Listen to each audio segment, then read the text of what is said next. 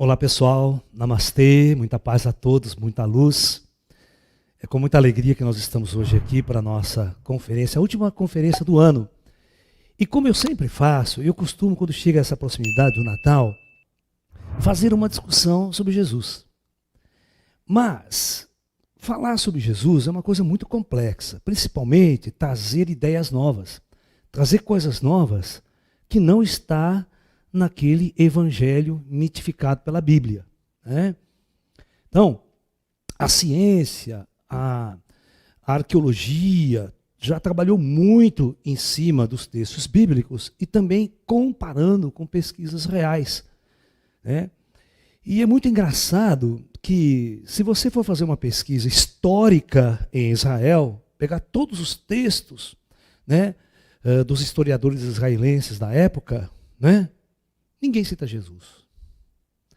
Joséfo é um dos maiores historiadores de tudo que aconteceu naquela época, né? Inclusive da grande destruição, né, de Israel, do povo de Israel no ano 70 depois de Cristo, onde vai ocorrer a diáspora, né? Acontece um grande levante israelense contra o Império Romano, né? Porque o Império Romano tinha invadido toda aquela região, tinha tomado toda aquela região. E o imperador ficou muito, vamos dizer assim, prostituto da vida com esse levante e mandou o exército romano devastar aquela região. E naquela época, então, não ficou naquela região nenhum israelense mais. Ou seja, é o fim do Estado de Israel e acontece aquele fenômeno chamado diáspora, onde os judeus são espalhados pelo mundo. E para você ter uma ideia, né, a Bíblia ela é escrita não em hebraico, ou seja, os evangelhos de Jesus são escritos em copta grego. Eles são escritos em hebraico. Eles são escritos praticamente 90 anos, né? No ano 90, por volta do ano 90, e por judeus que estavam na Grécia, né? E espalhados pelo mundo, né? Então, eles foram escritos muito tempo depois da morte de Jesus. E alguns arqueólogos ainda refutam que esses caras que escreveram os evangelhos não são os mesmos que viveram com Jesus. São outras pessoas. Então tem toda uma discussão profunda. Então, o que há de real verdade nos textos do evangelho que fala sobre a vida de Jesus? Primeiro ponto. Nós vamos levantar questionamentos aqui para vocês. Será que o evangelho é real, uma história real, ou é uma história romanceada? Vocês estão entendendo o que eu quero dizer? Então, esses questionamentos, não sou só eu que faço não, tá? Grandes cientistas fazem esse questionamento, grandes arqueólogos fazem esse questionamento, inclusive, né, quando você assiste os mistérios da Bíblia, né, no History Channel, você vai ter toda essa discussão, todo esse debate. Então, isso já não sou eu que levanta isso. O que eu quero trazer para vocês é uma outra reflexão sobre o tema Jesus. Então, eu vou levantar essa bola hoje colocando ideias. Veja bem, eu coloco ideias que, a partir da minha mediunidade, eu fui trazendo, eu fui buscando essas informações e eu estou, aos poucos, colocando essas ideias. Porque a imagem de Jesus é uma imagem muito sólida na cabeça das pessoas, no arquétipo da civilização ocidental. Já não é a mesma coisa na civilização da Índia, da China, dos árabes, entendeu? O próprio povo judeu não vê Jesus com muito, né? Então, nós temos que entender que para o mundo onde nós vivemos aqui, o Ocidente onde nós vivemos aqui, a mistificação, ou seja, o arquétipo de Jesus enraizado na mente humana, ele é muito poderoso, muito forte.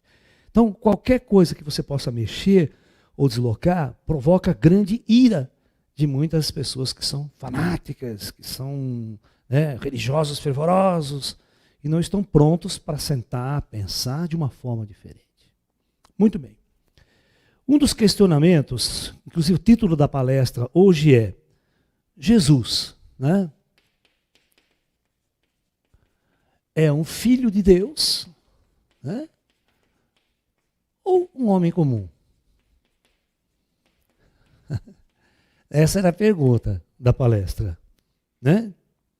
Então vamos entender. A primeira coisa que nós temos que entender para responder essa pergunta é, em primeiro lugar, o que é Deus?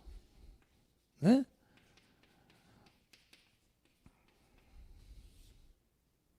Qual o conceito que você tem de Deus?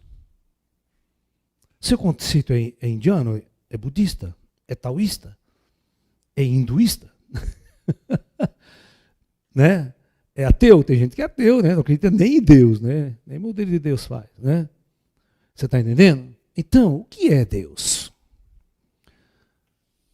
Aí você vê, o que é um filho de Deus?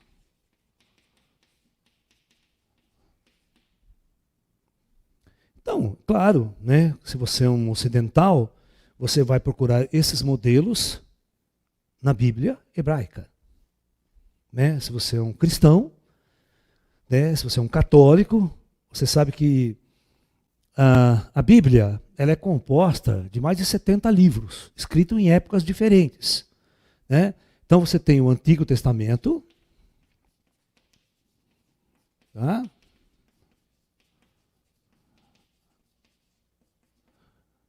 Né? Que é composto de um monte de livros, e você tem o Novo Testamento.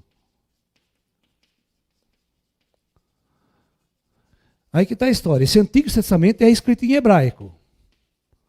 É aqui que as pessoas vão procurar o código da Bíblia, toda aquela coisa que está escrito em hebraico. Agora, o Novo Testamento já é escrito em grego, né? Ele não foi escrito em hebraico. Ok? Devido às condições políticas, históricas da época, se você pesquisar, você vai entender por quê.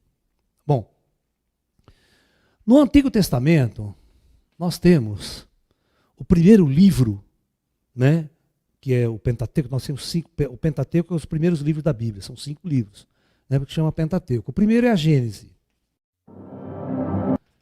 Aqui vai se falar então sobre o início de tudo, né? Sobre a história que Deus fez o mundo em 7 dias, né? Aquela coisa, 6 dias, ele descansou no 7º. Por isso que os judeus guardam o 7º dia, o sabá, né? Eles descansam no 7º dia. Nós descansamos no domingo. Ao contrário, que é o primeiro dia da semana, né? Entendeu? Então, a Gênese mosaica, ela vai falar da criação do mundo, né? E é interessante, né, que onde sempre há fogo, há uma verdade, onde há uma fumaça, há uma verdade embutida ali. Um dos primeiros textos da Gênese diz assim: no princípio era a luz. Né? Porque a primeira palavra que Deus faz, a primeira coisa que Deus fez, segundo a própria Gênesis, Deus faz essa palavra aqui, ó. Fiat lux. Olha lá. Sabe o que é? Quer ver? Vem? Ô menino. Não, não é. Pensei que era meu gato. Mas fazer barulho, ele... Ah, é o Jair que abriu. Você deixou o carro?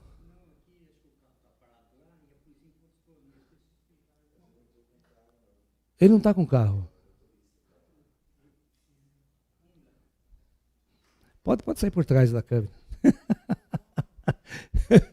Só encrenca.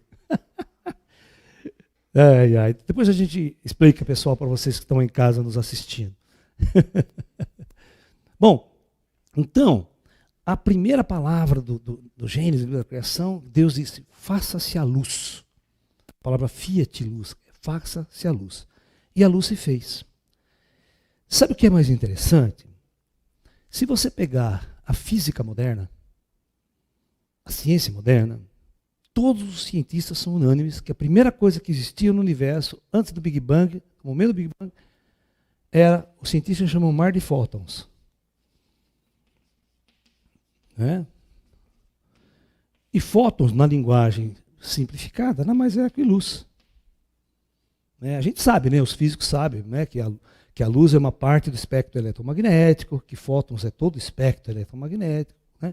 Mas, curiosamente, né, fiat lux, faça-se a luz. Até aqui tudo interessante. Está tudo muito bem. Mas agora, quem criou? Então aí vem o conceito de Deus. Né? Um Deus criador do universo, um Deus que na visão dos judeus é um imperador, é um homem, uma pessoa, como se fosse um indivíduo, uma consciência maior, pode se dar da forma que quiser, né? E ele vai criar todo o universo. Mas agora o que os antigos que escreveram a Bíblia não sabiam era o que é esse universo que Deus criou. Na época de Jesus, muito menos. Entendeu? Então, vamos dar uma olhada no que esse tal de Deus criou. Na visão moderna da ciência, da física. Né? Para a gente ter uma ideia, né? Para discutir o conceito de Jesus dentro disso. O que é o universo hoje para nós, para a ciência?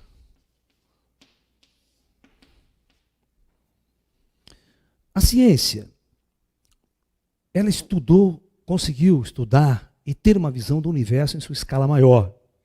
Tá? Na sua escala mais avançada. Resolveu? Alô?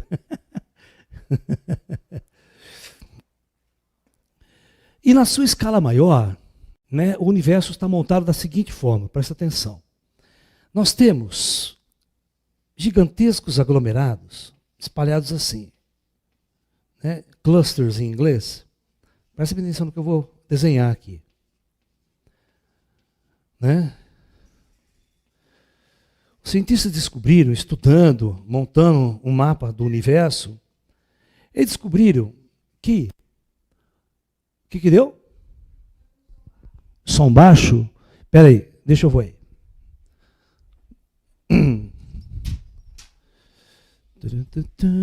É só... Aqui, dá no máximo. Aqui. Não, aí não mexe em nada. Cadê o meu botão esse aqui? Dá mais ganho aqui, ó. Pronto. Agora vai estar bom. Problema técnico. Então, voltando aqui, pessoal. Vê se o som está bom e dá um toque para nós aí. Então, na sua escala maior, o universo é povoado de aglomerados de galáxias.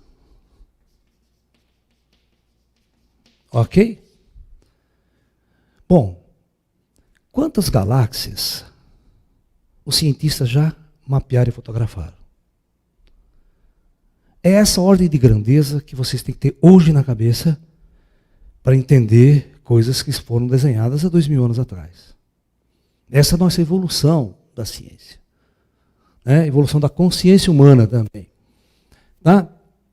Os cientistas já catalogaram e fotografaram mais de 100 milhões de galáxias.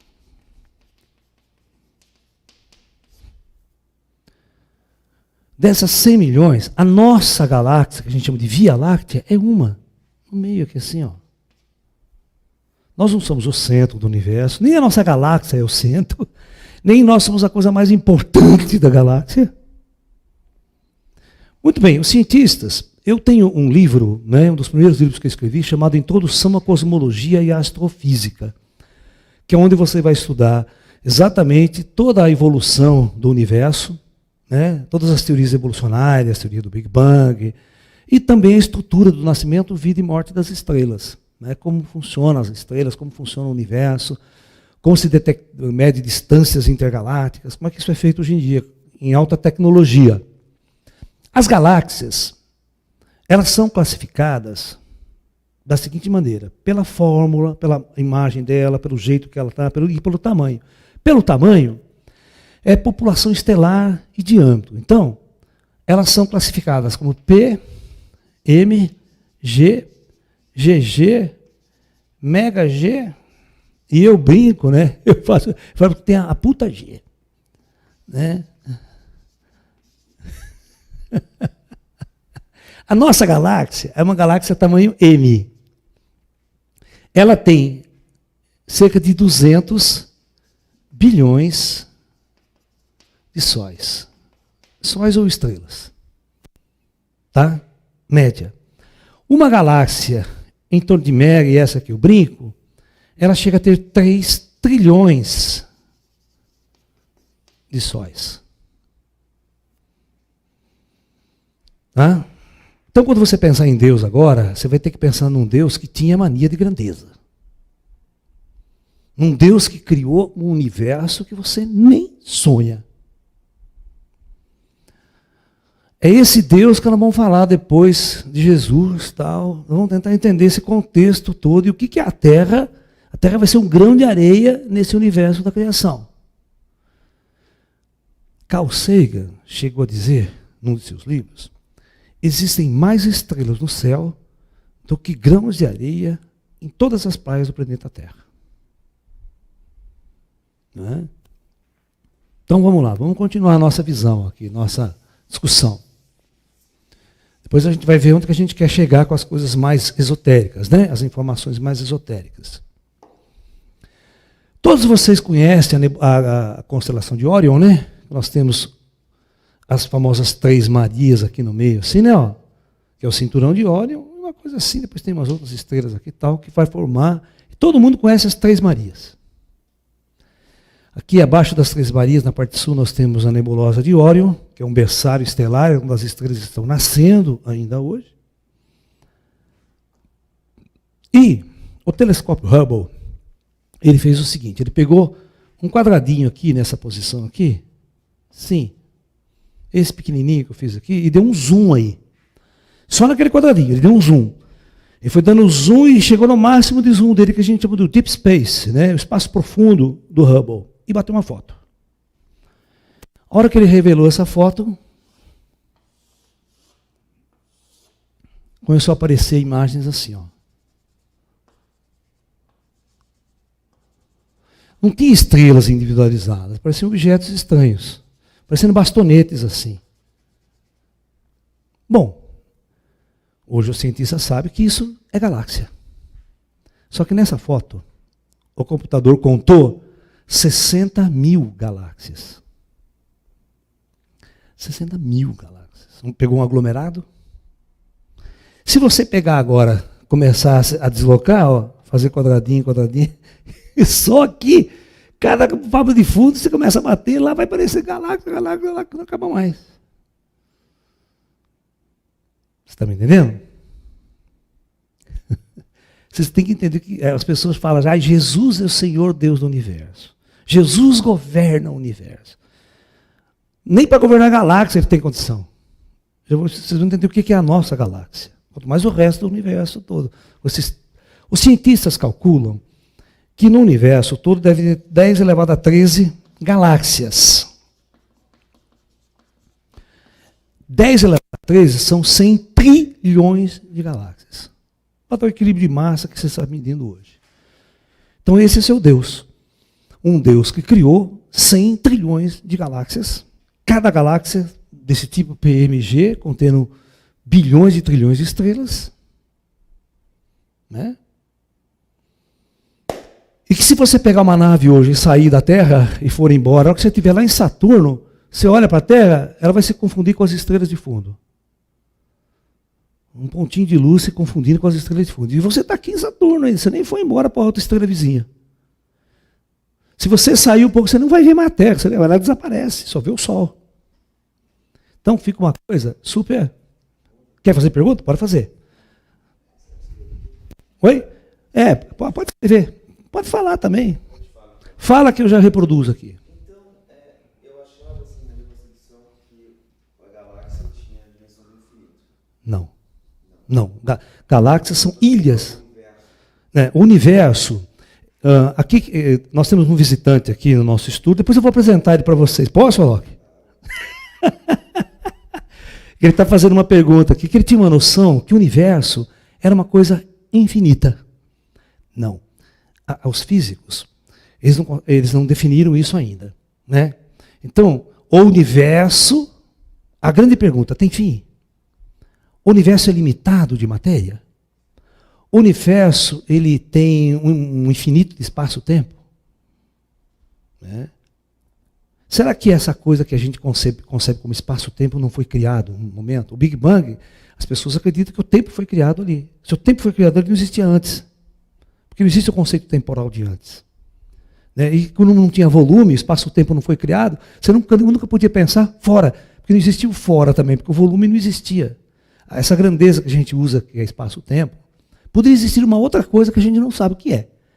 Então, para nós, cientistas e físicos, tudo começa há cerca de uns 15 bilhões de anos atrás, onde inicia-se uma expansão de uma energia e, ao passar do tempo, essa energia toda vai se transformando em estrelas, galáxias e todos esses corpos celestes. Então, isso tudo está em movimento, num processo expansivo, como se existisse mesmo uma grande explosão no começo, e as galáxias e os corpos celestes foram se afastando, foram esfriando e foram formando essas grandes estruturas, que são grandes ilhas, né, no meio do vazio do nada.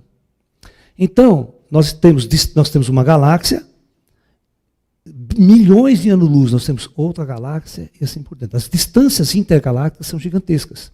Por exemplo, a nave do Spock, por exemplo, da Enterprise, ela é uma nave interestelar. Ela só viaja entre as estrelas. E outra, com aqueles dados que ele tinha, que a velocidade máxima da Enterprise era dobra 10, né? Ou seja, 10 vezes a velocidade da luz, aquela nave podia andar em dobra, significa, né, que o Spock falava assim, né? Essas são as viagens da nave estelar Enterprise em sua missão de 5 anos para explorar novos mundos e novas civilizações, indo aonde nenhum homem jamais esteve. E aí da abertura. Bom, em 5 anos, em dobra 10, ou seja, 10 vezes a velocidade da luz, né? Que é 300 mil quilômetros por segundo, qual a distância que você pode percorrer? Entendeu? Então, você faz uma conta muito simples, você vai ver que a nave Enterprise, ela vai só no quintal e volta. Ela nem chega no centro da galáxia, nem atravessa a nossa galáxia, você está entendendo? Então, mesmo com aquela nave Enterprise, com uma viagem fantástica, você não consegue explorar a galáxia toda, jamais. Vai demorar. Eu fiz uma conta, eu inventei uma nave que os caras da atual Discovery da Enterprise me copiou, viu? Me copiou o texto. Inclusive está no meu livro Física Quântica e Ufologia, que eu publiquei isso faz tempo, que é como os extraterrestres se deslocam no espaço. Os extraterrestres têm uma tecnologia de salto quântico, eles saltam de um ponto a outro do universo. Eles não se deslocam em velocidade da luz, nada disso, é coisa superior da luz. E hoje a Discovery fez a mesma coisa. A Enterprise, que não é mais do Spock, essa nova geração que saiu, que está na Netflix só, né? O cara programa um ponto do espaço que ele quer ir. Ele aperta o botão, ela salta. Não tem viagem mais. É muito mais que dobra. Tal. Então, eu peguei essa nave e fui fazer uma conta para ver quanto tempo as pessoas demorariam para explorar a galáxia, a nossa galáxia. Que há uma em trilhões. Certo? Muito bem. E eu fiz a seguinte conta. Você vai ficar 24 horas terrestres em cada estrela.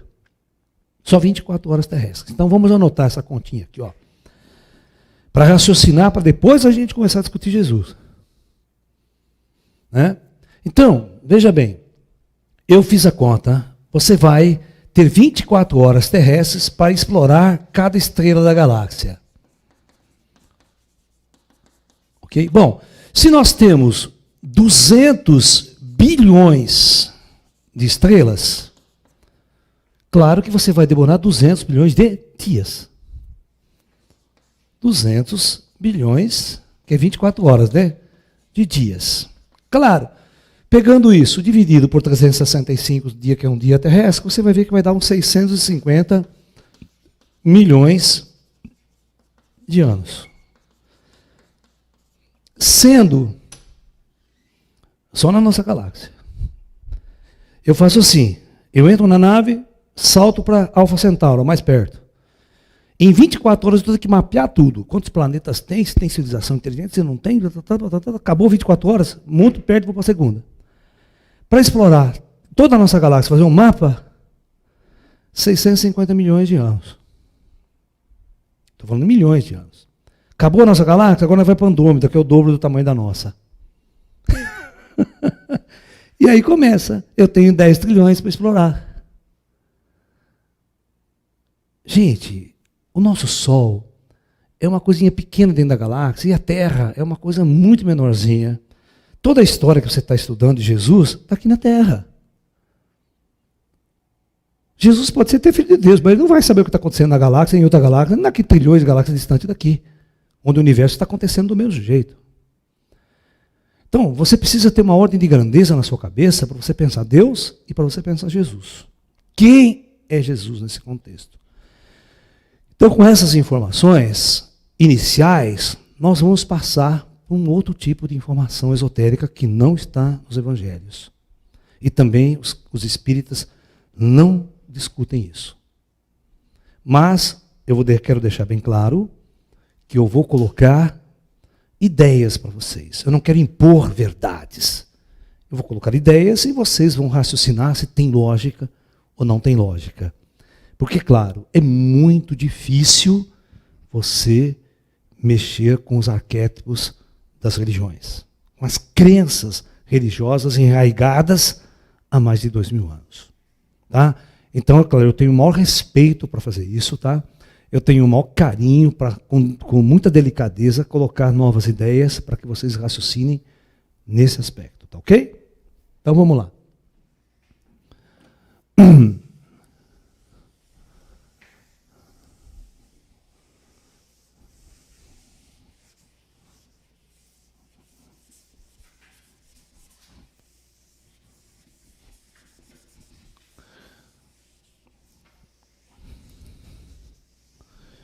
Quero dizer também que essas informações são informações que a gente adquire através de nossa mediunidade, ok?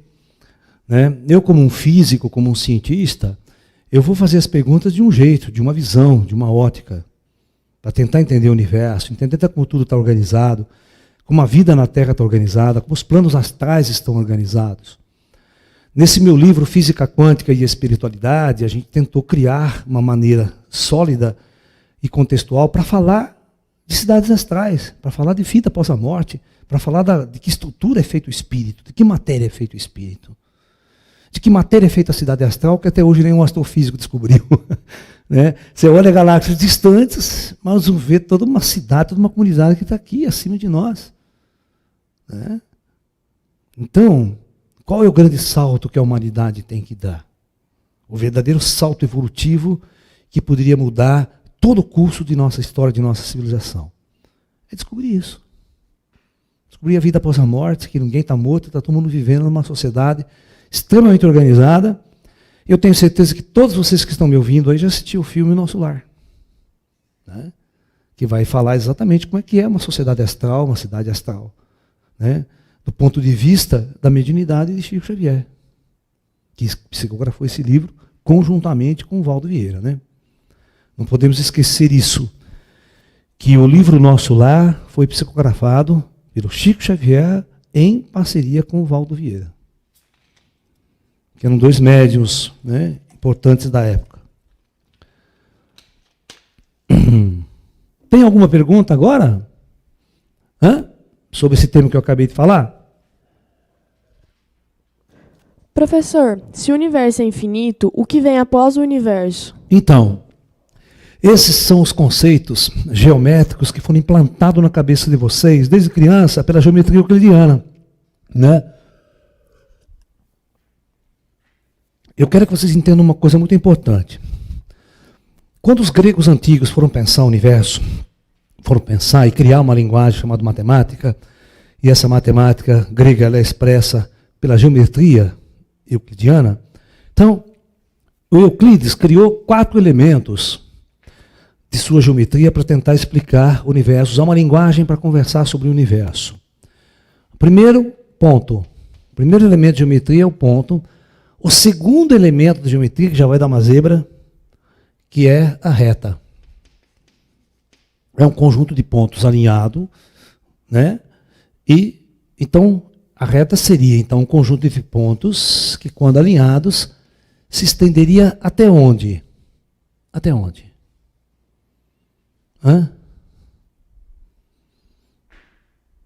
Pode falar.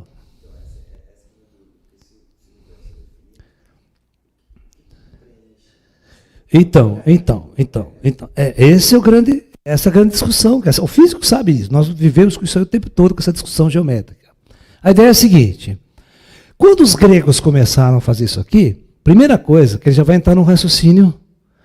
Então, essa reta pode se estender até onde? Até onde vai o espaço conhecido, o universo conhecido? Até onde vai? Então, eles inventaram um conceito e uma palavra que é expressa hoje por um símbolo assim, né? Um 8 deitado, que vocês chamam de infinito, né?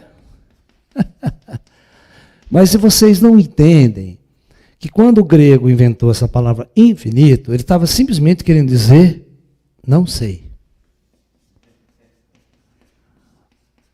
Entendeu? Ah, Laércio, o universo vai até onde? Não sei.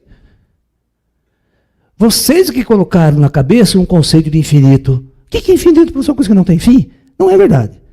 A palavra infinito ela foi inventada lá para dizer não sei. Certo? Você quer ver? Que interessante. Quando os caras, né, inventaram que o ponto ele é adimensional, não tem tamanho, não tem nada, aí o cara, o pessoal o Descartes, né, foi fazer o famoso plano cartesiano, quando ele vai criar a aritmética e tudo mais, ele coloca o ponto zero aqui. Aí ele associa a cada ponto da reta um número natural, um número, quer dizer, um número racional, né? Então, ele vai fazer isso aqui, aí vai botar 1, 2, 3, né? 1, 2, 3 e assim por diante. Esse número se estendendo até onde? Não sei. Infinito significa não sei. Não dá para raciocinar, não tem nada na sua mente que você possa raciocinar. Não tem arquétipo. A ciência não construiu, ninguém construiu. Isso não existe na sua cabeça. Então, por isso que vocês fazem confusão. Né? Não é pensar o que tem lá fora. Não tem nada lá fora. É que você não sabe até onde vai isso. Você não sabe o que tem. A gente chama, em física, as condições de contorno da borda do universo. Como é que é a borda do universo? Ele é esférico, ele é quadrado? Como é que ele é? Em termos geométricos. Bom, agora, entre 0 e 1, quantos pontos tem?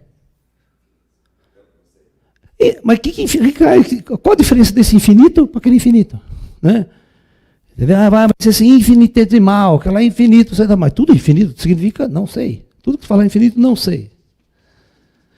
O problema é que você está tentando construir uma linguagem mental, arquetípica, para tentar entender aquilo que você não sabe.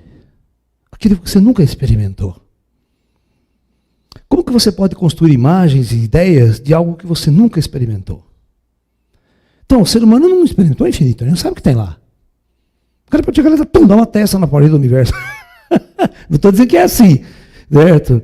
Mas você não sabe. Então, quando o grego não sabia uma coisa, ele chamava de infinito. Aí depois vem, né, plano, né, um sobre o outro dá infinito também, espaço, aquela coisa toda. Isso aí. Mas o problema começa aqui. Porque você tem infinito para lá, infinito para...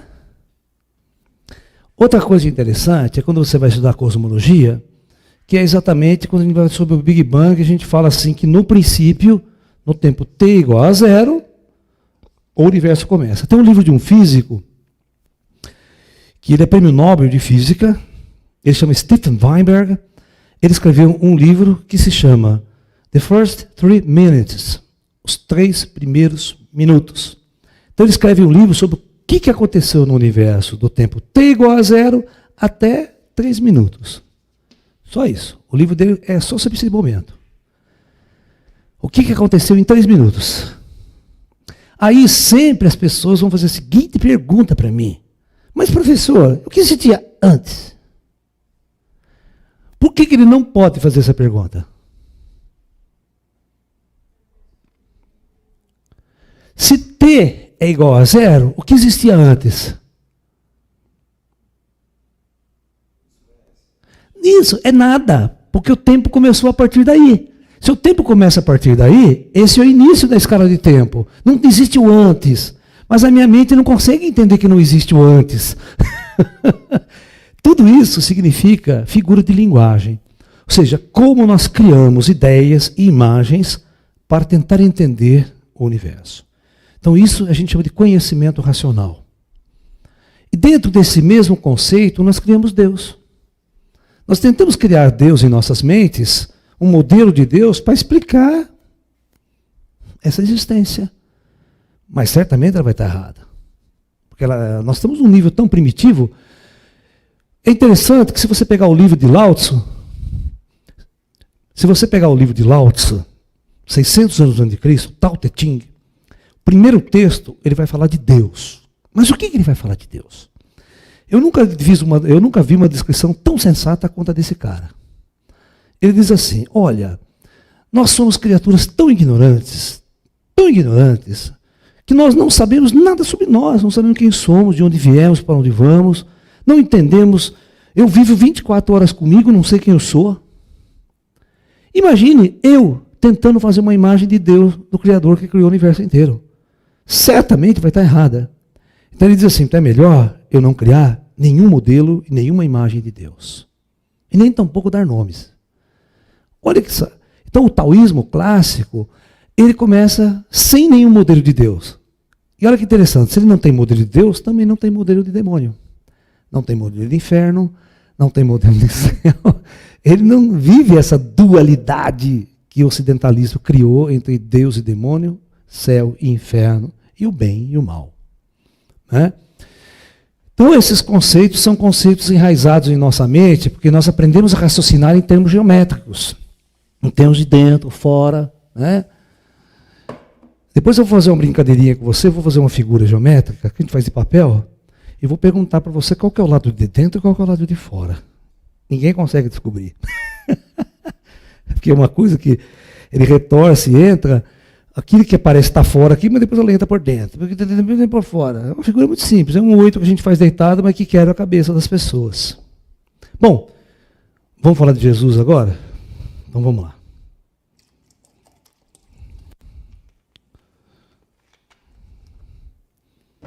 Bom, quem foi Jesus?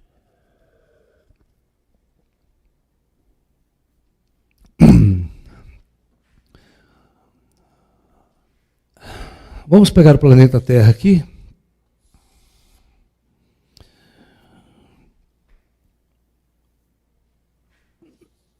Na época, vamos imaginar que isso aqui fosse a Europa. E vamos imaginar que aqui fosse o Oriente Médio, Israel. Só para... Quem mandava no mundo na época? Quem mandava no mundo na época de Jesus era o Império Romano. Tá? Então, o Império Romano...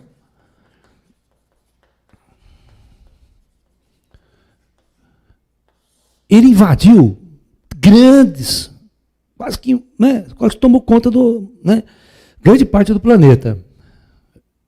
E o centro do mundo antigo era Roma. Hoje Nova York. Londres, Nova York, centro cultural. Inclusive, quando o famoso Marco Antônio, que ele é o que invade o Egito, e ele vai ser o governador do Egito, o governador interino. Assim como Pôncio Pilatos, ele vai passar a ser governador em Israel, que é o governador interventor, que ele toma conta, invade, e aí Roma bota um chefe ali para comandar aquele país invadido. E aí Marco Antônio, vai lá para a gente ter aquele caso com a Cleópatra e tudo mais, aquela coisa toda, certo? Mas só que naquela época o Egito era uma merda, cara. Certo, é você sair de Nova York e vir aqui para Limeira, ninguém sabe que existe essa porra aqui no mundo, né? Você tá entendendo? Você perguntar para o europeu, fui para Limeira, pô, o que é isso? Né? Nem sabe que existe isso aqui no planeta, né? Então, a capital do planeta era Roma, capital cultural, certo? Capital, né? Então o Marco Antônio, quando ele sai de Roma, sai do Egito e vai dar um chego em Roma, ele está entrando com a tropa dele, e ele fala a seguinte frase: puta merda, prefiro ser um cidadão em Roma do que um rei no Egito. Vocês entenderam? Porque o cara está em Nova York, puta, a cidade tem de tudo, biblioteca, conhecimento, patati, patatá. Eu vou lá naquele fim de mundo lá, que ninguém sabe quem é quem, eu vou ser rei lá, mas ninguém sabe. Entendeu? Então ele fala isso. Então, ele podia ter falado isso sobre Israel. Pô, naquela época, prefiro ser um cidadão em Roma do que um rei de Israel, que não vai mudar nada na minha vida. Né? Muito bem. A primeira pergunta que eu vou fazer para vocês, para reforçar uma tese que eu vou colocar aqui para vocês. Por que Jesus resolveu descer em Israel e não em Roma? Encarnar e fazer toda a sua vivência lá. Então, por quê? Jesus não encarnou em Roma. A capital do mundo na época, a capital cultural da Europa na época. Não era da Índia, da China, não era mais. É uma boa pergunta. Ele ia influenciar, se ele quisesse, se o projeto das estrelas, se o projeto do plano astral era criar um avatar que fosse planetário, que fosse influenciar o planeta inteiro com suas palavras, com seus ensinamentos, nada melhor do que nascer em Roma. Onde a cultura, a arte era uma coisa, certo? Provavelmente ele nem seria perseguido como foi, seria um grande artista romano, um grande mestre romano, vamos lá saber. E poderia criar essas ideias dentro do próprio Império Romano, não ser tão massacrado quando ele era lá. Ele era um judeu, né? Que nem o próprio povo judeu gostava dele. Né? Bom, então essa é a primeira pergunta. Eu vou responder isso para vocês, tá? Por que não encarnou em Roma? Tá?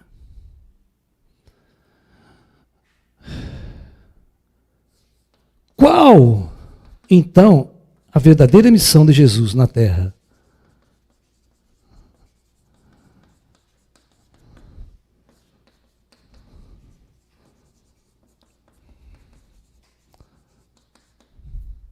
Naquela época. Qual a verdadeira missão de Jesus? O que ele veio fazer no mundo e naquele país?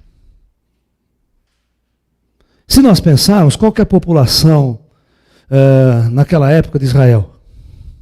Era muito pequena, em comparação com a Índia, com a China. Né?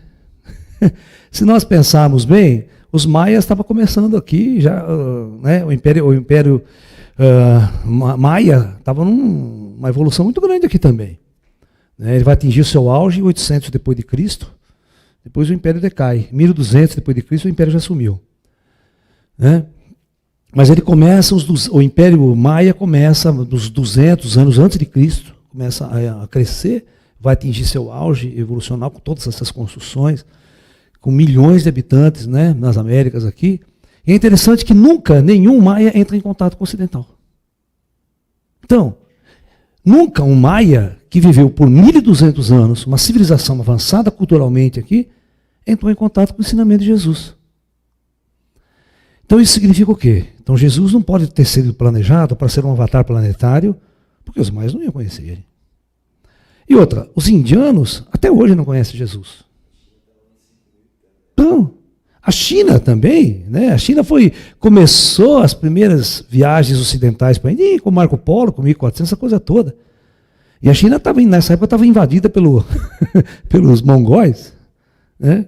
Pela tropa do Kublai Khan, Gengis Khan, tudo que tomou a China por mais de 300 anos, o Império Chinês. Bom, então, qual a verdadeira missão de Jesus?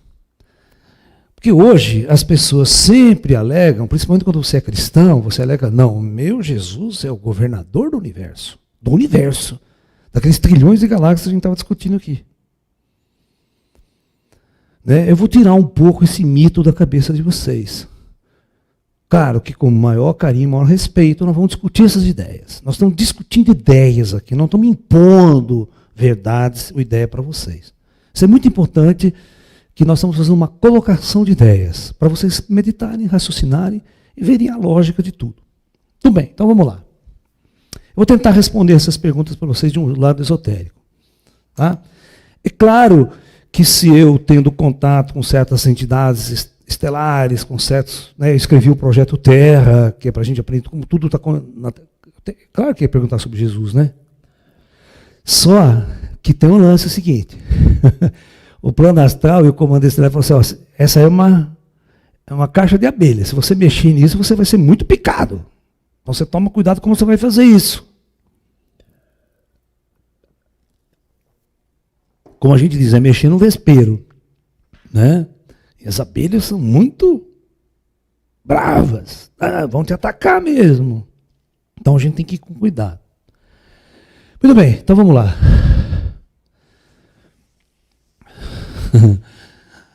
Eu vou fazer uma outra pergunta interessante para vocês aqui, que é o seguinte: todos vocês conhecem essa discussão que eu já venho fazendo há mais de um ano, onde eu afirmo que 87% de todas as almas encarnadas hoje no planeta Terra estão na primeira encarnação nesse planeta.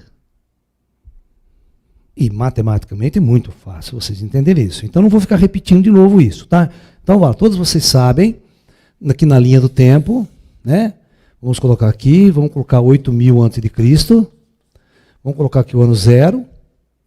Aqui, a Atlântida está lá atrás, é outra história. Segundo os cientistas, a Terra tinha 4 milhões de habitantes nessa época. Época do Fred Flintstone e tal. Passa-se 8.000 anos, quando chega aqui, a população da Terra tem 170 milhões de habitantes. Então, você tem que entender que para haver reencarnação, você tem que chegar a almas de fora. As almas vêm chegando de fora, para no plano astral, nas cidades astrais, e prepara a sua descida no planeta Terra. E outra coisa, como a galáxia é muito grande, as almas não vêm todas do mesmo lugar. Cada grupo de almas, elas vêm de orbes completamente diferentes, de outros projetos planetários. Certo? São bilhões de outros projetos planetários de onde os seres podem vir para viver uma experiência na Terra. Então, à medida que, olha, passa-se 8.000 anos aqui, para você sair de 4 e chegar em 170 milhões. Então a alma vem chegando aos poucos. Devagar vem chegando espíritos. É claro que vai ter grupo de espíritos que reencarna, dá para reencarnar.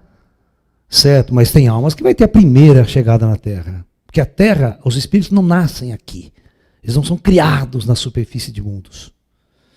Essa é a grande discussão que eu já faço com vocês há muito tempo, tá? Muito bem. Então, aí, quando sai do 0, vai no ano 1000, metade da Idade Média praticamente, você tem o quê? Você tem 400 milhões de habitantes. Então, veja que mesmo, toda época está chegando almas novas. Está chegando alma de fora da primeira encarnação. Por isso que a população está aumentando. A população está aumentando porque essas almas estão vindo de fora. Né? Se você começa com 4 milhões, se você vai reencarnando, tinha que ter 4 milhões. A subida é muito pouca. Que a alma não se cria aqui na Terra. Muito bem. Quando você chega exatamente em 1900,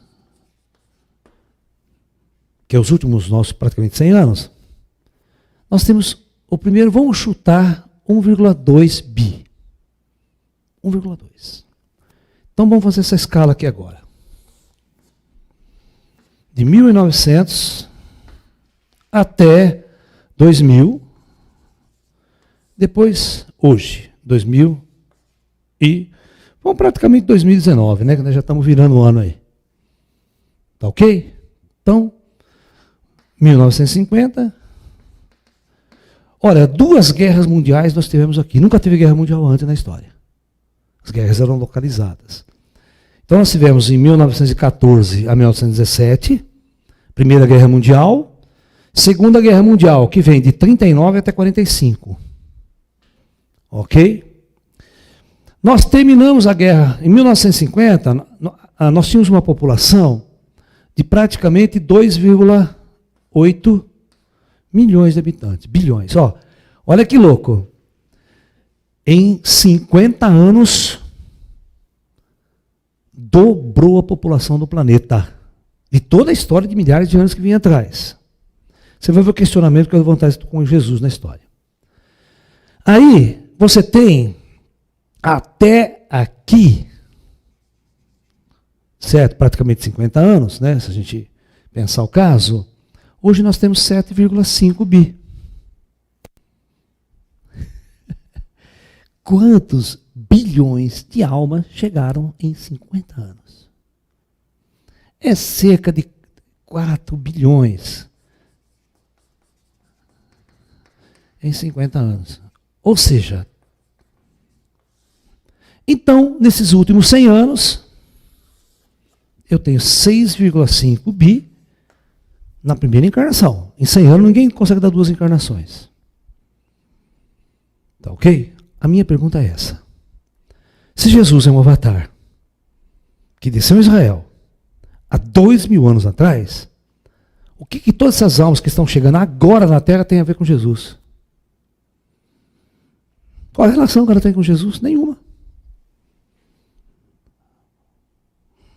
Vocês estão entendendo o questionamento? Estão entendendo a pergunta que eu estou colocando? Se vocês seguirem esse raciocínio, essas almas todas, elas estavam em outra parte da galáxia. Mesmo que Jesus desceu aqui, em Israel, 2000 anos atrás, estivesse trabalhando no Projeto Terra, estivesse ajudando o governo na Terra, eu pergunto o que essas almas tinham a ver com Jesus, que trabalhava aqui na Terra. Jesus é um avatar planetário. Jesus não é um avatar galáctico, que comanda a galáxia. E o conceito de filho de Deus agora vai melar tudo mesmo, né? Entendeu ou não o questionamento? Pode. Será que o que ele fez já não foi pensando num plano comunitário, que haveria essas almas chegando e que os ensinamentos deles seriam passados adiante, assim como... Não. Eu já sei porque você quer dizer. Aí, porque a pergunta do Alok é o seguinte: será que quando ele veio do Rio de Janeiro, ele já estava pensando há 2000 anos lá na frente que tudo isso ia acontecer, certo? Mas veja bem, se você pegar uma civilização como a China, que está dentro desse espaço aqui, e que é proibido religião lá. Você não tem um livro da Bíblia lá. A Rússia, qual que é o marxismo russo? Religião zero. E a China, quando ela entra no Tibete, ela destrói 6.000 templos tibetanos. 6.000. Porque ela não podia permitir qualquer manifestação religiosa. Né? Então, a questão é o seguinte: até que ponto realmente Jesus vai influenciar essas novas almas? Porque quando você tem, lá na Idade Média, o cara reencarnando muitas vezes ele vai descer aqui na Terra e vai receber a doutrina cristã, vai receber a doutrina dos religiosos, vai cometer erros, vai reencarnar de novo, pela lei do karma, não é verdade? Mas sempre ele vai ter um amparo religioso, um amparo espiritual, que é o cristianismo que vem lá de trás. Mas eu vou fazer uma colocação para vocês, que talvez pode até chocar um pouquinho. Né? Então eu vou colocar certas ideias que não tem em texto nenhum, que não tem na Bíblia, que está nesse lado esotérico de tudo, do plano astral Terra. Então, eu vou tentar explicar. Por que ele desceu em Israel e não em Roma? Por que ele não foi na Índia? Por que ele não veio aqui no Brasil? Que tinha civilização aqui no Brasil. Né? Então, vamos lá. Então,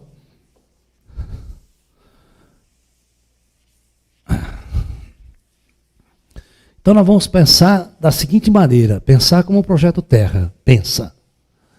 Ok? Como nós pensamos o Projeto Terra? Superfície da Terra, as pessoas encarnadas, e depois nós temos as chamadas nossas dimensões. Que é matéria, que eu chamo de umbral, né? Eu chamo de penumbral. Eu chamo de plano da luz, plano dos ascensionados e o plano do comando.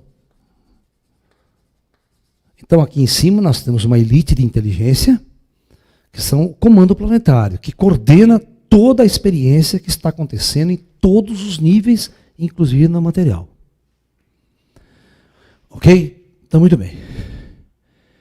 Então vamos pensar como que a Terra estava há 2000 anos atrás. Então, no ano zero. Então, no ano zero, o que nós tínhamos? 170 milhões de habitantes na Terra. Então, nós tínhamos os grandes centros. Vamos pegar a Europa, vamos pegar a China, vamos pegar a Índia, vamos pegar as Américas aqui, né? Só para a gente estudar, não é um mapa mundo isso aqui não. Certo? A Austrália, ninguém sabia o que tinha na Austrália, só canguru. né? Tem os aborígenes lá, claro, aquela coisa toda, tá? Muito bem. A distribuição de densidade homográfica desses lugares aqui, né? Aí você vai estudar na época. Mas vamos fazer o seguinte. Cada povo, cada região do planeta, essa é a chave do entendimento. Sem essa chave, vocês não entendem o papel de Jesus, nem o papel de Buda, nem o papel dos outros avatares nos outros povos. Que é essa daqui. Quando os espíritos são trazidos para encarnar na Terra de outras estrelas, eles são transportados, são trazidos, eles vêm, é um projeto muito bem organizado. Um grupo de almas se reúne no plano astral de um planeta distante, e esse grupo de almas fala, o comando de ordem vai falar, a melhor experiência, a próxima experiência que vocês podem viver é num planeta chamado Terra, num projeto Terra.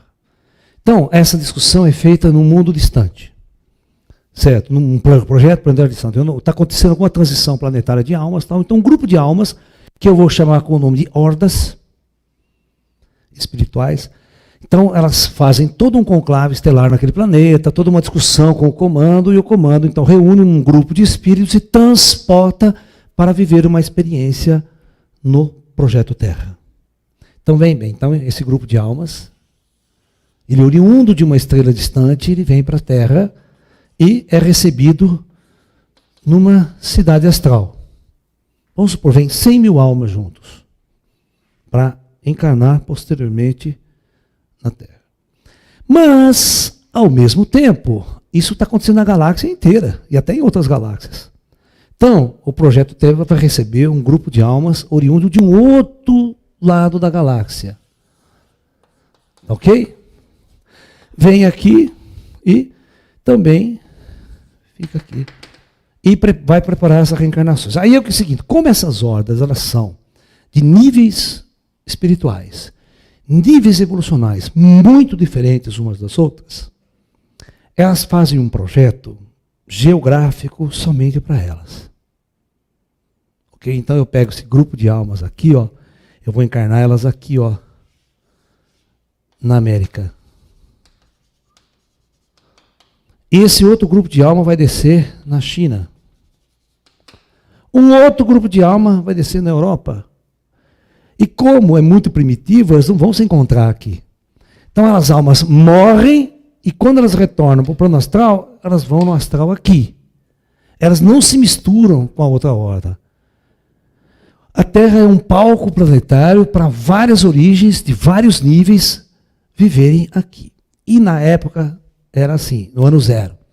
Eu tinha a ordem dos romanos, a ordem europeia, tinha a ordem chinesa, tinha a ordem indiana, tudo, cada um de um setor diferente da galáxia, com costumes, culturas, ideias e estados evolutivos. Né?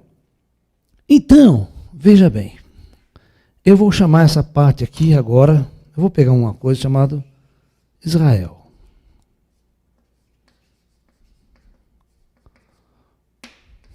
Israel. Em hebraico, essa parte El aqui significa de origem divina. Esse sufixo, né? Eu tenho, né, Joel, Micael, tudo que termina em El significa de origem divina. Por isso que eu descobri que o super-homem era judeu. Sabia? Superman. Qual que é o nome do planeta Krypton, do pai dele e dele quando ele morava em Krypton? O pai dele se chamava Jor-El e ele era Kar-El. Então quem escreveu era judeu. Ele colocou essa coisinha e ninguém nota, sabe? Que quando você estuda o hebraico, você estuda um pouco os anjos, a classe dos anjos, que é tudo terminado em El, você vai entender por que o escritor colocou no super-homem Kar-El. Que é como se ele fosse de origem divina tal também, né? Muito bem. Isso é uma curiosidade. Então, veja bem. Então, eu vou dizer para vocês que uma horda veio para cá, outra veio para cá, e veio uma horda que vai ser em Israel. Vocês vão perceber que o israelense, o judeu, ele nunca se misturou com o resto do mundo. Em toda a história do planeta, eles se agregavam, congregavam e não se misturavam, não casavam com outras pessoas, não cruzavam, tinham sua cultura, não tentavam perder sua cultura. É como se eles fossem, não quero me misturar com ninguém desse mundo. Não sou desse mundo. Tá? Não é uma crítica, é só uma observação. Tá? A gente vê ao longo da história que isso é assim, funciona assim. Né? Muito bem. Então, eu tenho uma ordem especial que vai encarnar aqui.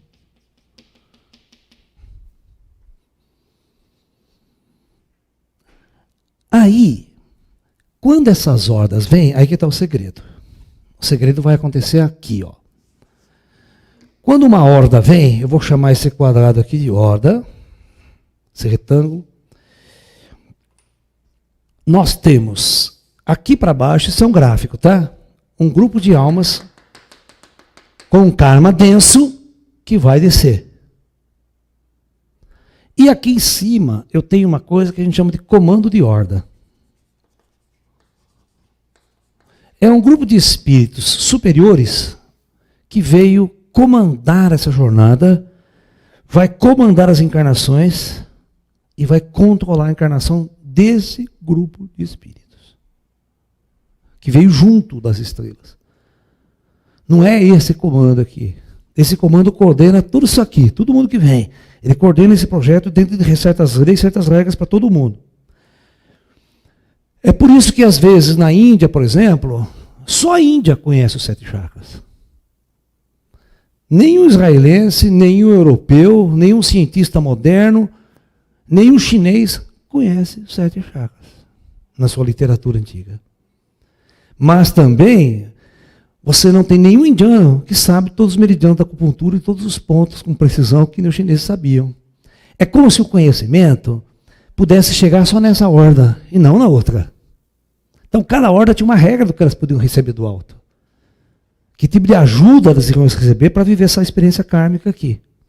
Então vocês têm que entender que quando os espíritos morriam, eles retornavam para a sua horda, a sua cidade astral. Eles não se misturavam lá, no astral.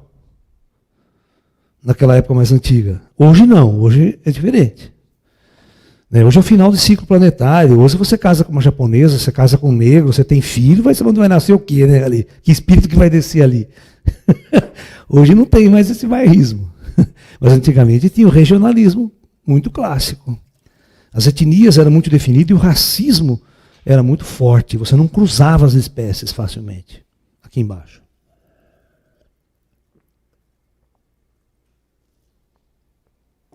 Muito bem. Oi? Ah, manda ele entrar aqui também. Pode entrar. Põe uma cadeira para ele aqui. Ju, não tem problema, pode entrar. Coitado. Entra aqui com a gente. Muito bem. Agora, vocês vão entender por que Jesus desce em Israel e não desce na China, não desce na Índia. Porque é o seguinte, cada povo que está aqui tem o seu comando de horda e a responsabilidade por esses espíritos que vieram para a Terra. Então, em épocas específicas, o comando de horda percebe que há muita densidade no planeta.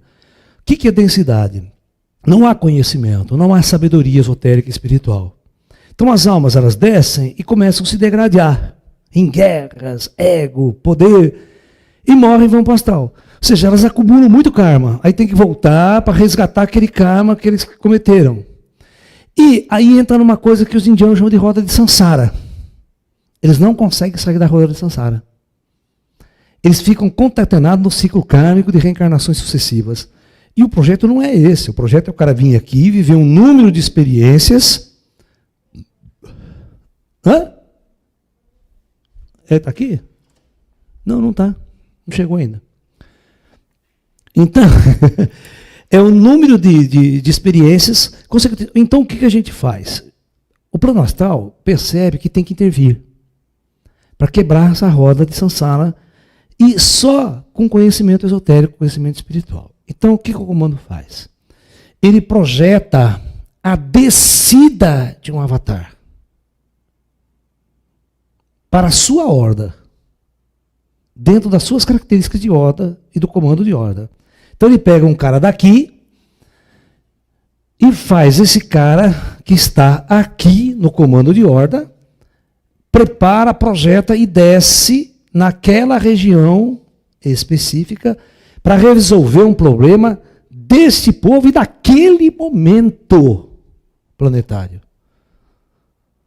O projeto não era desenvolver para hoje, para os dias de hoje, que tudo é diferente, tem bilhões de anos, tudo quanto é lado da galáxia, misturado aqui. Então, na Índia eles mandam Buda, mandam Krishna, em várias épocas, Rama, lá atrás. Cada época eles vão mandando um avatar para consertar, para resgatar o que a gente chama de resgatáveis. Aquelas almas já vinham encarnando por muito tempo, e eles dão um jeito, então, de trazer um mestre e o mestre tirar aquela alma daquele ciclo kármico. Então é feito na China, com Lao Tzu, com grandes outros mestres, né, ao longo da história. Você vê que os 600 anos antes de Cristo é uma época muito crucial para avatares. Você tem, na China, você tem Confúcio e Lao Tzu, grandes mestres, que mudaram a base do taoísmo chinês. Na mesma época, na Índia, você tem o nascimento de Buda, no ano 600 antes de Cristo. Na Grécia, você tem Sócrates, depois Platão, a grande escola grega de filosofia e pensamento humano. Na Pérsia, você tem Zaratustra, que vai fundar o zoroatrismo, o grande mestre Zaratustra, que vai fundar o sufismo também, uma grande corrente dos povos árabes, né? Naquela época não era nem árabe ainda, ou seja, não era nem muçulmano, não tem nada a ver com muçulmano. Muçulmano é uma coisa muito mais depois, é o sufismo. Né? Você está entendendo? Tá? Então, esses povos recebem avatares em épocas diferentes. Você vê a cultura grega, a filosofia grega era algo assim inimaginável, 1000 antes de Cristo. A arquitetura, a ciência era uma coisa fantástica grega, né? A matemática grega, os geômetras gregos. Você está entendendo? Então, cada cultura, cada povo recebe um avatar para dar diretrizes espirituais para que aquela alma possa sair desse ciclo kármico. E aí, o povo de Israel é a mesma coisa. Muito antes de Jesus, nós tivemos outros grandes profetas. Nós tivemos o profeta Daniel, nós tivemos Ezequiel, muitos outros profetas no passado que fizeram grandes revoluções com o povo judeu. E muita gente fala, né, que Jesus é uma reencarnação de Daniel, profeta Daniel. Entendeu? Então, aí o que Jesus é há 2000 anos atrás? Então, o comando de horda vai resolver um problema para resgatar aquelas almas em Israel, da horda israelense, que estava concatenada e presa a uma roda de Sansara daquela época, daquele momento. Então Jesus desce, faz o seu discurso na época certa, mostra para aquele povo uma outra visão e aquelas pessoas vão segui-lo. Aquelas pessoas vão ouvi-lo, vão se tocar. E mesmo depois de um tempo, aquela horda israelense também vai se tocar. Cumprida a missão, volta para as estrelas. Volta para o seu comando de horda. Então Jesus era no comando de horda, Jesus não estava no comando planetário da Terra. Essa é uma grande discussão, tá? Esotérica, que os cristãos não têm essa informação. Os espíritas não passam essa informação nas suas reuniões espirituais. Eles têm medo de mexer com o arquétipo de Jesus. Mas eu não tenho esse medo. A gente está conversando de uma maneira lógica, clara, para tentar entender quem foi Jesus há 2000 anos atrás. Vamos desmistificar um pouco essas questões e tentar entender por um ângulo mais racional, não fanático. Tá? Eu não estou contrariando absolutamente o que está na Bíblia. Eu só estou ampliando a visão bíblica. Só ampliando, não contrariando. Tudo que Jesus fez foi maravilhoso. Todo o ensinamento que ele deixou foi fantástico. Não é essa a discussão que nós estamos fazendo aqui. Jesus foi um grande mestre. Ok? Esse não tem erro. Mas, por que ele não escreveu nada? Ele mesmo. Buda também não escreveu nada. Sabia que Lao Tzu também não escreveu nada? Ele nunca escreveu, ele foi forçado a escrever o Totequim na marra. A história é outra. Entendeu? Mas eles não gostam de escrever. Porque eles sabiam que eles não tinham que deixar nada para o futuro. Eles resolveram o problema? Vamos embora. Era aquele momento, para aquele povo, para aquela cultura. Você tentar transmitir essa cultura, esse conhecimento para um outro povo etnicamente diferente, com outros costumes, com outra cultura religiosa, ia ser uma guerra, como foi as guerras religiosas que a gente vive até hoje. Entendeu? Então, ele não escreveu para deixar nada para frente, para o futuro. Os textos de Jesus vão ser escritos praticamente 70 anos depois da morte dele. Lá fora, por pessoas que às vezes nem viveram com ele. Citam o nome dos evangelistas, mas a gente não sabe se aquele evangelista realmente que viveu com Jesus foi aquele que escreveu. Os evangelistas que escreveram os evangelhos foram os apóstolos reais de Jesus que andavam com ele. Então essa dúvida existe, pode assistir o History Channel, você vai ver. Não é eu que estou levantando essa dúvida. É os próprios mistérios da Bíblia, que é aquele documentário, aquela série do History Channel vai fazer essas discussões. Inclusive, o próprio History faz uma discussão, que existe um evangelho só. Não existe 4. É um copiar a cópia do outro. Não é 3 evangelhos fazendo os evangelhos. Um é cópia do outro. Inclusive tem falhas, não é só um não tem uma coisa, outro tem outra, né? Eles não são iguaizinhos. Por isso que tem os 4 ali. Se fosse toda a mesma história, precisava fazer os 4, né? Então você tem exatamente, um tem um, o outro não tem outra. Um não tem a perseguição das crianças, a morte que o Herodes ordena a morte das crianças, né? Aquela coisa toda. Bom, então vamos lá. Então, basicamente, quando se resolve esse problema daquela época, Jesus volta para o astral, faz parte do comando, aquelas almas são libertadas do ciclo reencarnatório e provavelmente transmigradas para outras partes da galáxia já lá atrás. Ninguém fica esperando o juízo final. Isso, por exemplo, aí você tem os romanos, que vem aqui, destrói tudo, mata tudo, certo? Aquela puta guerra, é outro karma adquirido. Aí a gente vai e pergunta, mas por que os romanos faziam aquilo? Tinha avatar romano para dizer não faça isso? Não tinha. A cultura, os deuses pagãos que existiam, né, na Roma era outra história, era outra crença, outra visão. Né? Então, por isso que mais tarde, o próprio cristianismo vai ser a doutrina romana, né? Vai ser a doutrina do Império Romano. Né? O cristianismo é adotado pelo Império Romano. Bom, mas existe uma coisa, quando você convive com o mestre, ouve o mestre e sente o mestre, é uma coisa. Quando você pega um texto que alguém escreveu sobre o mestre 70, 80, 200 anos atrás, ou 2000 anos, a energia é outra. O conhecimento que está ali é outro, a tradução das palavras é outra. Né? Você está entendendo? A gente não tinha selfie, não tinha celular, não tinha filmadora para nós gravar o discurso de Jesus. A gente gravar o sermão na montanha, certo? Como hoje nós fazemos. Hoje qualquer coisa que você fala está gravado. Né? Nas redes sociais, a gente fala para o mundo. Eu lembro, cara, olha, agora no momento nós estamos com 1.448 pessoas nos assistindo. Quantas vezes eu saí da palestra, quando eu morava em Campinas, para outra cidade e não aparecia ninguém. Ninguém. E não foi uma vez. Marcava a palestra, de graça. Não era cobrando, não. De graça.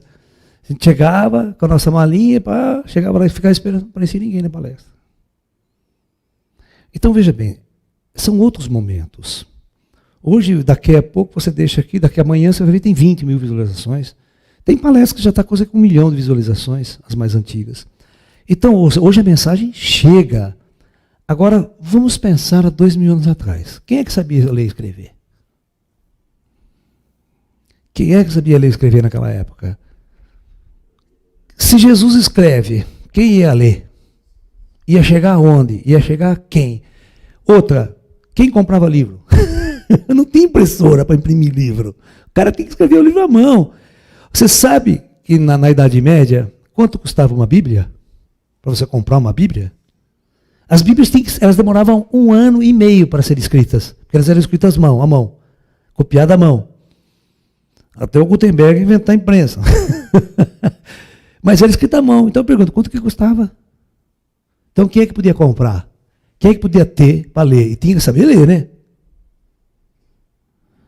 Então, o conhecimento era uma coisa muito complicada de chegar às pessoas. Na época de Jesus, né?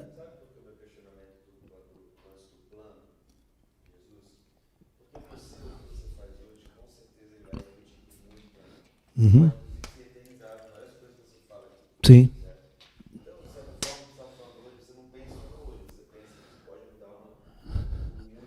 Sim. Uhum. Mas sabe qual é o problema de hoje? Hoje, daqui a 10 mil anos, as pessoas vão ouvir o que eu disse. Certo? Você tem certeza que o que está escrito no papel é o que realmente Jesus disse?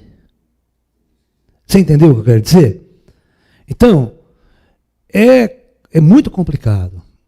Né? Você tem uma história, você tem um romance. Será que nós estamos realmente vivendo a história? A gente sabe, rapaz, quando você tem uma guerra aqui em Europa, o pós-guerra, né? Qual o discurso das pessoas? As pessoas distorcem tudo, distorcem toda a história, todos os valores da história, para o vencedor ser o herói. Né? O vencedor é o herói. E às vezes o vencedor é o maior carnificida da história.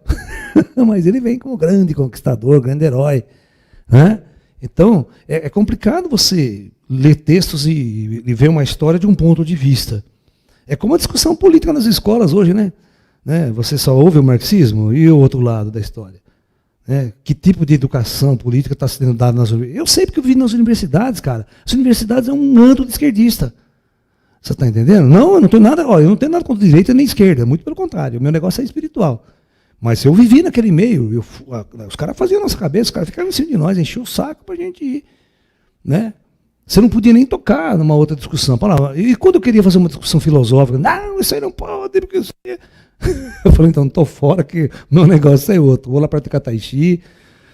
Eu não entrava nas discussões ideológicas, políticas da faculdade. Eu estou falando sério, era assim, os caras vinham me cobrar. Né? Então, veja bem. Hoje o momento é diferente. A minha pergunta, então, é: você tem o século XX, você tem o século último momento. As almas estão chegando de fora. Elas não têm um contato estrutural, vibracional, com o que aconteceu há 2000 anos atrás na Terra. Hoje a gente assiste a história no cinema, olhando pela televisão. Vocês estão me entendendo? A história chega para a gente de um jeito. Você vê um filme de Roma antiga, né? Vê um filme de Gengis Khan. Né? Gengis Khan foi o maior conquistador da Terra, ele conquistou a maior parte do planeta, foi o Império Canato. Eu até brinco, né? Quando as pessoas vão para a Índia, as pessoas vão visitar o Taj Mahal. Todo mundo vai visitar o Taj Mahal, certo? Só que o Taj Mahal não é indiano, não é hindu. O Taj Mahal é mongol e é muçulmano. Você vai ver, está tudo escrito em árabe, não está escrito em sânscrito. Entendeu? Porque foi a época que os mongóis conquistaram a Índia. Você está ficando um tempo conquistando a Índia, na conquista da Índia. Né? Então é mais ou menos isso. Então, pessoal, para a gente tentar concluir a ideia, né, e fechar a ideia de nossa palestra, depois eu responder algumas perguntas de vocês, o que é Jesus hoje? Jesus, pessoal, poderia, olha o que eu vou falar, vocês vão ficar assustados. Ele poderia ter ido embora com a horda dele. Ele poderia ter feito um trabalho, resolvido, tal, porque não é um cara que fica... a galáxia é grande, os espíritos não moram aqui, a Terra não é morada nossa. Nós passamos pela Terra. Assim como eu passei pela Terra, você passou, você está, nós vamos embora daqui. Agora eu pergunto, por que Jesus tem que ficar eternamente aqui na Terra? O que é Jesus? Qual o papel de Jesus na galáxia?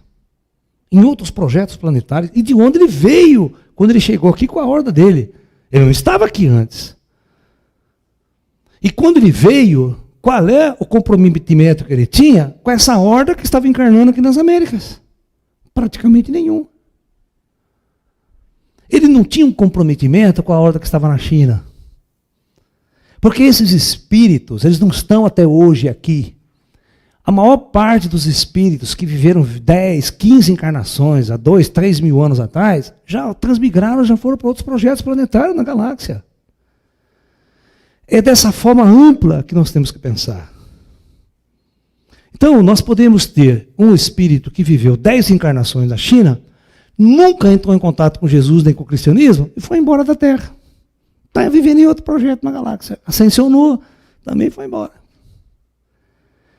Então, com esse pensamento mais amplo, nós podemos entender o papel de todos os grandes avatares que estiveram e trabalharam por esse mundo. Aí você fala, mas a Horda Judeus está até hoje aqui. Tá. Mas não são os mesmos espíritos de 2000 anos atrás. Quem que é o guia do Chico Xavier? O Emmanuel. O Emmanuel foi um senador na época de Cristo, em Roma. Um dos primeiros livros de Chico Xavier tem esse título, Há 2000 anos atrás. Onde, olha só, o Emmanuel é um senador romano. E sabe aonde ele estava trabalhando? Israel. Ele era um senador interventor, ele era um interventor em Roma. Quando Roma chama ele de volta, sabe quem entra no lugar dele? Pôncio Pilatos. Ou seja, se demora mais um pouquinho, quem crucifica Jesus é o Emmanuel. Então, se você ler esse livro do Chico, o Emmanuel vai contar toda a vida dele em Roma. Essa história de interventor em Israel. Aí ele morre em Roma. Aí passa 50 anos e ele reencarna de novo em Roma. Aí o Chico escreve um outro livro da vida do Emmanuel com o seguinte título, 50 anos depois. Então veja bem, Emmanuel morre como senador romano, passa 50 anos no astral, depois ele reencarna novamente em Roma. Tá?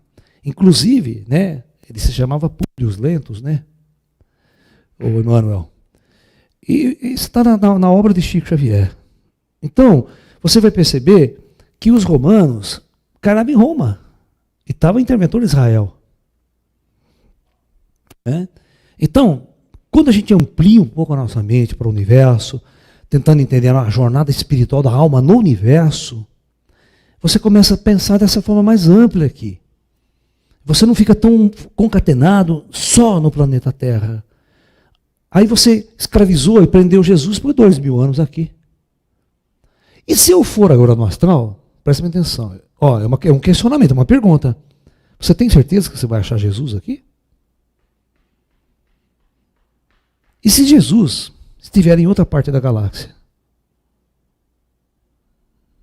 Você tem certeza que ele está preso aqui durante 2000 anos e não sai daqui?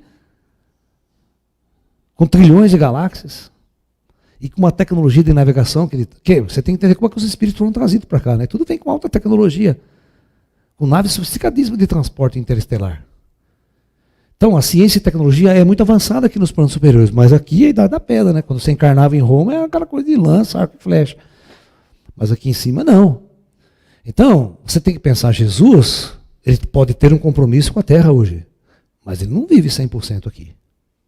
Ele está navegando, passa um ano fora da Terra, passa 2 anos, vai trabalhar, tem outro problema lá em outro planeta, em outro projeto estelar, né, o comando de ordem que vier, tá, e é muito serviço, é muito trabalho que os caras têm.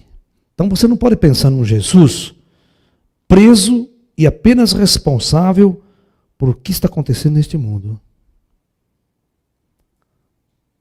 Porque ele não era deste comando. E esse comando é trocado o tempo todo. Ninguém fica aqui 2000 anos. Né? Aqui são centenas de raças extraterrestres que comandam o grande projeto Terra. E essa turma é trocada constantemente, se troca. Né? Como a gente troca presidente, cada 4 anos a gente troca. E assim por diante. Né? Você não pode pensar que existe um imperialismo aqui. Aqui não é uma pessoa que manda. Certo? Não existe imperialismo aqui nos planos superiores. Né? Quando o próprio Chico Xavier fala da história da data limite, né, segundo Chico Xavier, ele fala que Jesus, né, foi participar de um conclave para decidir os destinos da Terra. E esse conclave não foi na Terra. Ele fala nas cercanias do planeta Terra, e Jesus foi intervir em nome da Terra. Então significa que se ele vai intervir, significa que ele não manda. Então, Já tecnicamente você tem essa visão. Por que Jesus tem que participar de um conclave que vai decidir os destinos da Terra, se é ele que decide? Então, é uma outra avaliação que nós temos que fazer de quem é esse ser estelar, espiritual superior, o grande mestre, o grande avatar, que se manifestou há 2000 anos atrás. Que papel ele tinha lá numa grande coordenação estelar e que papel ele tem hoje no grande comando planetário Terra e qual a responsabilidade de Jesus com todas essas almas que partiram, que veio com ele, como é que é isso aí distribuído na galáxia como um todo? Essa é uma visão mais ampla que eu gostaria de passar para vocês. Querem fazer perguntas? Vamos lá, gente. Não tem tempo para a gente responder muita pergunta, mas a gente deixou as ideias no ar. São ideias para você coçar a cabeça. Né? Porque eu não posso vir aqui fazer um discurso que está na Bíblia e que todo mundo já fez. Não tem novidade nenhuma. Né? Aí também não tem graça. A gente vai ficar batendo na mesma tecla o tempo todo. Aí não tem novidades. E vocês sempre me pedem que eu traga novidades, que eu traga novas informações para vocês do plano espiritual. Vai, Luna. Professor, como Jesus se adaptou ao espírito elevado, ao corpo físico, ele sofreu problemas para encaixar? Olha, não é fácil um espírito superior se manifestar no plano denso da matéria. Não é uma situação tão simples. Certo? Claro que ele vai se adaptando astralmente, né? Porque às vezes o espírito muito superior está aqui, ele é um ascensionado. Ele vai ter que ir adensando, até ele estar pronto para se manifestar no plano físico. Isso é uma operação que demora anos. Não é uma coisa que demora uma semana. Então, Jesus vem com comando e ordem, as pessoas começam a encarnar, ele está aqui, comandando. Quando o cara desce, ele vai.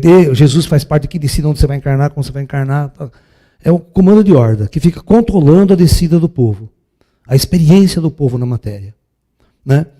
Mas chega um momento que ele fala, não, eu preciso intervir, alguém tem que descer lá para consertar esse negócio que não está dando certo, certas coisas, alguém tem que consertar. E eles fazem isso mesmo, não, tem que arrumar isso aqui, tem que ajustar, tem que ter informação, tem que ter um ensinamento, e alguém tem que descer lá para fazer isso. Então, esse pessoal se prepara, esse cara se prepara fisicamente, estruturalmente, e desce numa família. É gerado de forma natural, não precisa nada de mãe virgem, nada dessas coisas todas. Não vamos questionar agora a virgindade de Maria, que o papel nosso não é esse. Mas a alma de Jesus, você tem que entender que quando você é criança, você não está 100% ali. Por isso que chama manifestação avatárica. A consciência crística está aqui em cima. Você tem uma parte de uma mônada naquela criança tal. Aí ele vai ter 7 anos, depois tem 14, depois tem 21, 27 anos, o nego desce a mônada toda. Incorpora aí, o cara tem aquela consciência, ele pode ter um chance, e como se fosse me iluminei, isso, por isso que a manifestação avatárica, ela acontece no momento. E isso se chama de iluminação, transcendência, mas é como se fosse parte da consciência dele, não foi manifesta, ficou lá em cima. E a outra, e quando está na idade pronta, na idade de consciência, desce, o cara tem um tanque, assim, como se desse, abrisse uma porta, né? Pô, desceu tudo. Aí esse ser ele se torna mais cósmico. É a mesma consciência, é a mesma, só que não 100% conectada. E quando há a manifestação avatárica mesmo, né? Dá aquele chance. Né? Professor. Oi. Jesus fez milagres com poderes mentais ou teve ajuda de tecnologias extraterrestres? Olha, tudo é tecnologia. Se você fosse um vidente, estivesse ao lado de Jesus, fosse um vidente perfeito na época, ao lado de Jesus, você ia ver quanta tecnologia e quantos seres espirituais caminhavam ao lado de Jesus. Né? Se você fosse, por exemplo, na década de 60 aqui, ver as operações do Zé Arigó, que faziam milagres, que faziam coisas que vocês nunca imaginaram, você vê com a tecnologia dos espíritos que estavam em volta. Uma ciência avançadíssima. Ela não faz nada, ela gosta de colo.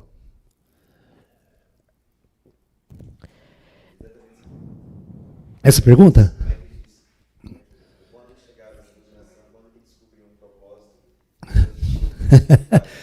Às vezes o cara está encarnado aqui, Mas ele ainda não acordou ainda, 100%. O Chico Xavier era um médium. Isso é diferente de um avatar. Um avatar é ele. Não é o espírito falando através dele. É ele. Ele é o cara que sabe. Ele é o sábio. Ele está conectado com as estrelas. Ele sai fora do corpo todas as noites, vai lá, pega as informações, traz de volta e volta aqui. É o cara acordado. Tá? Por isso que a gente chama de iluminado na Índia. O iluminado, ele é um cara liberto, ele não está preso mais a essa matéria.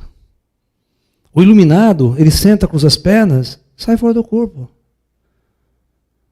Certo? E vai passear no plano astral, nas cidades astrais, ele lembra de tudo. A hora que ele volta, a visão espiritual dele é outra. É uma visão avançada. Né? Essa é a grande diferença desses grandes avatares, desses grandes mestres, que são verdadeiros sábios, de um médium. A gente não pode confundir, né? Hoje está toda essa polêmica com esse médium famoso no Brasil, de cura, que eu não vou citar, não vou entrar nesse parâmetro, tá? Mas você não pode confundir médium com sábio. Às vezes o médium não sabe nem ler e escrever, mas ele incorpora. Grandes figuras, escreve, fala, dá discurso maravilhoso, mas a hora que o espírito sai, ele volta a ser aquele cidadão, cheio de defeitos, cheio de problemas. Sabe, com a sua sexualidade muito primitiva, não desenvolveu, mas é o médium. Então você não pode confundir a figura do humano médium daquele espírito que ele está canalizando. Então as pessoas às vezes confundem muito isso. Então vocês nunca podem, né, entender que um médium é um sábio. Ele pode ser. Pode ser. Aí você tem um grande ser, né, que usa a sua mediunidade e aí mesmo assim ele tem uma grande sabedoria. É raro, mas tem. Né? Professor, Jesus adquiriu karma ao descer à Terra? Não. Porque quando você desce, a sabedoria e o conhecimento a gente chama de Dharma. Se você desce uma pessoa numa família muito rica, milionária, isso é um Dharma também. Agora pergunta, o que você vai fazer com esse Dharma? Né? Você pode ser um cara muito rico, investir em indústria armamentista, quer ganhar mais dinheiro, quer promover a guerra, posso traficar droga e tal, certo? Depende. Então, conceito de Dharma e Karma.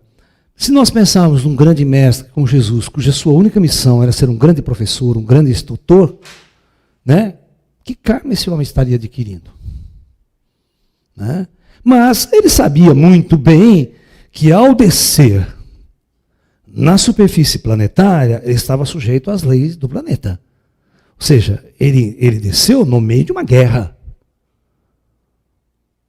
É certo, é você encarnar na Alemanha como judeu na Segunda Guerra Mundial. Pô, você nasceu no meio da guerra, você vai levar ferro, você vai levar porrada, tudo quanto é lado. Você está entendendo? A partir do momento que ele entra e vai enfrentar o Império Romano e vai enfrentar a própria religião judaica, ele passa a ser inimigo das duas correntes ideológicas da época. Então Jesus era visto como um terrorista. Certo? Uns o viam como terrorista, outros o viam como apenas um religioso, apenas mais um, que lá naquela época um monte de pastor, um monte de profeta estava lá dando seu discurso. Né? Como hoje, em quantas igrejas crentes, em quantos telespastores a gente não tem na televisão. Né? Se vangloriando e falar em nome de Deus. Né? Então, naquela época era a mesma coisa, nós tínhamos tudo isso. Né? Que né, Jesus, para aquela época, era mais um, né? Era mais um. Professor, Jesus fez parte do conclave e ele autorizou a falar a respeito da onda Chan? E qual foi a participação dele? É difícil falar dessas coisas, porque a gente não tem acesso a Jesus. Você pensa que eu tenho acesso a Jesus, cara? Não é assim, não. Pô, quem sou eu? Né? Você está entendendo? Engraçado que tem muitos médios que falam que canaliza Jesus, né? As coisas não são tão simples assim. Né? Não, quem me autorizou a falar sobre a onda Chan não foi Jesus, mas foram as pessoas ligadas ao comando extraterrestre da Terra que me pediu para falar um pouco sobre isso. Né? E é complicado porque a gente não podia falar sobre isso, porque as pessoas já veem o ET de uma forma errada, né? Distorcida, ET do mal. Se você fala que eles estão controlando nossas mentes, colocando coisa, é pior ainda. Aí, puta, pelo amor de Deus. Ninguém vai entender que é para o bem, que é para o seu despertar. Né? Jesus alcançou seus objetivos aqui na Terra Sim. quando encarnou? Alcançou. Jesus alcançou. Você tem que entender, por exemplo, eu vou explicar uma coisa muito importante para vocês. É isso que vocês têm que entender.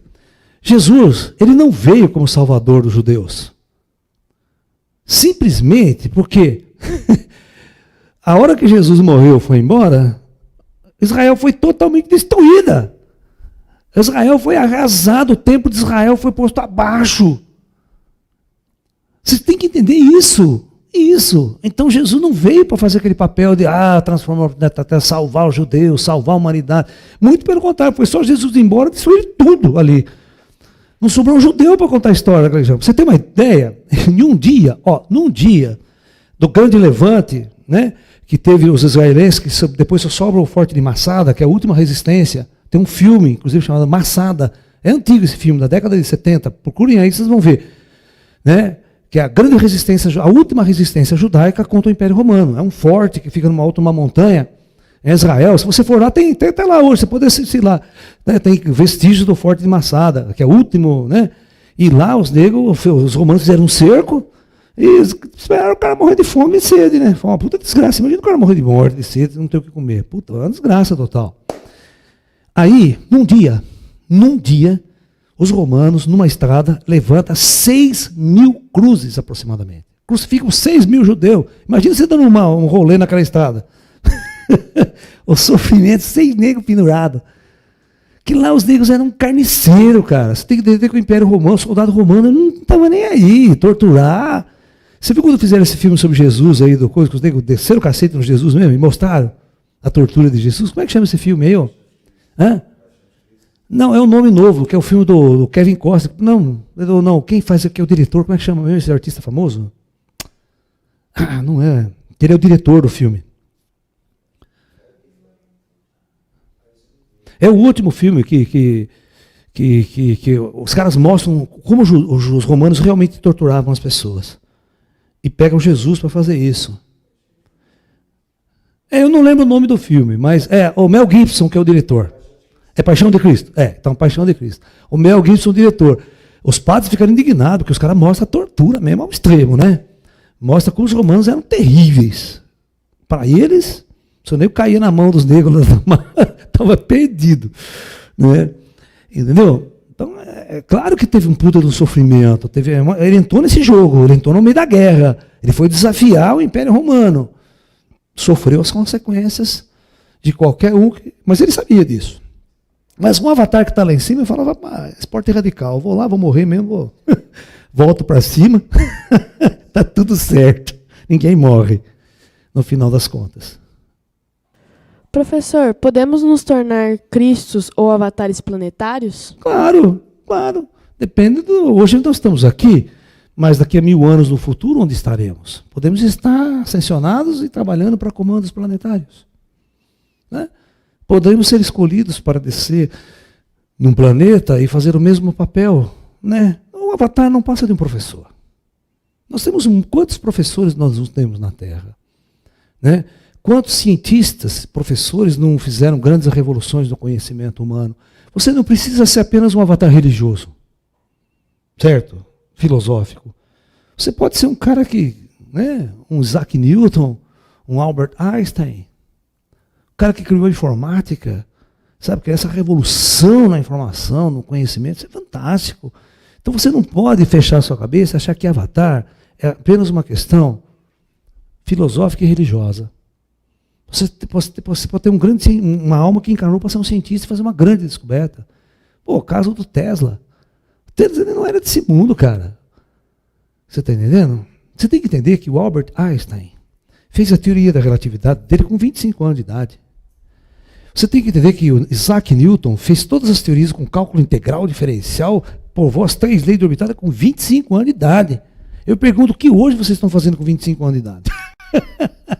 Então aquelas almas não eram comuns. Não eram espíritos comuns. Eles desciam para trazer uma luz. E você tem que entender que a ciência ela é tão importante, ela é tão uma luz para o planeta Terra, quanto uma informação espiritual, uma informação religiosa, uma informação avatárica. Eu vejo assim.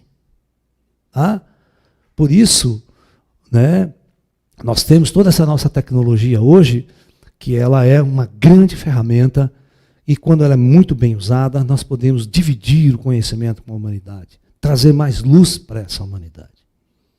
Tá? Professor, Buda, Krishna, Confúcio, Cristo, foram todos avatares. Todos eles conseguiram cumprir a sua missão? Olha, cara, o Confúcio, a história do Confúcio é meio interessante. O Confúcio, ele era um filósofo social. Vamos supor que ele era o Marx da época, né? Ele não era um espiritualista no sentido, né? Ele era um educador.